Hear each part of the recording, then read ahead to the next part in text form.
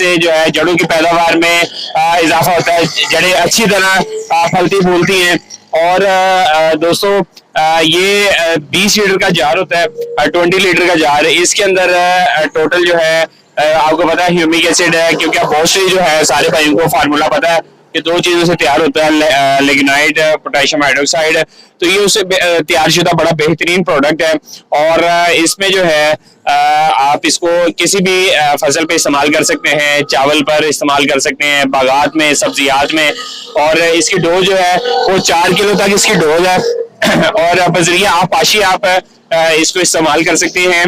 और जो है वक्त तैयारी, जब जमीन की आप तैयारी कर रहे हैं तो तब आप इसको इस्तेमाल कर सकते हैं। 20 लीटर का जार है, इंतहाई जो है जबरदस्त प्रोडक्ट है।